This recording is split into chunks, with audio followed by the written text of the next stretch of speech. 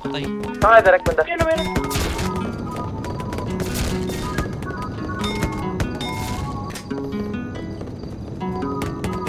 Kantutan na naman na malupit pag nagkita kami ng aking kabit.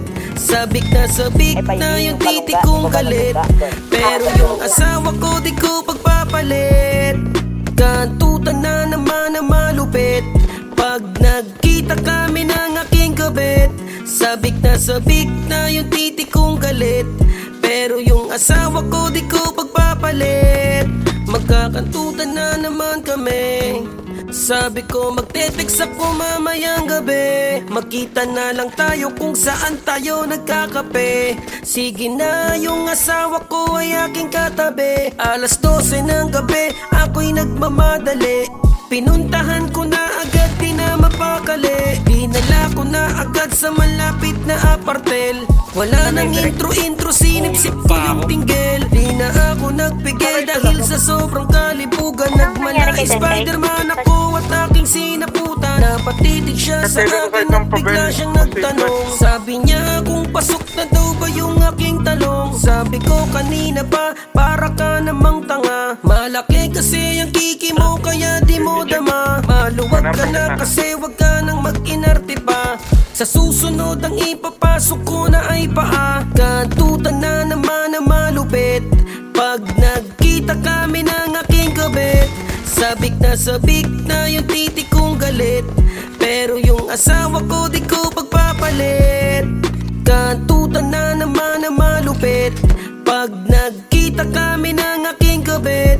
Sabik na yung titik kong galit, pero yung asawa ko di ko pagpapalit.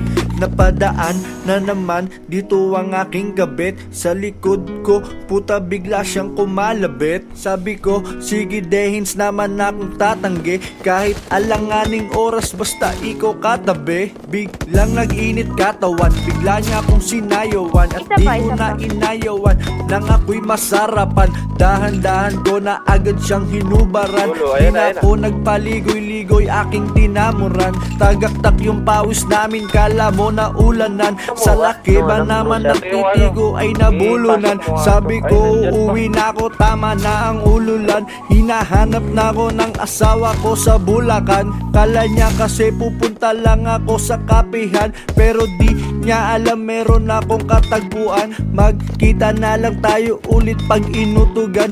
Yung asawa ko kasi para bang kinukutuban. Kantutan na naman na malupit pag nagkita kami ng aking kabit. Sabik na yung titik kong galit, pero yung asawa ko di ko pagpapalit. Kantutan na naman na malupit pag nagkita kami ng aking kabit. Sabik na yung titik kong galit, pero yung asawa ko di ko pagpapalit. Alanganing oras na naman, nagparamdam tawag ng laman. Gusto na naman niya maputukan ng bulkan ng sobrang laman.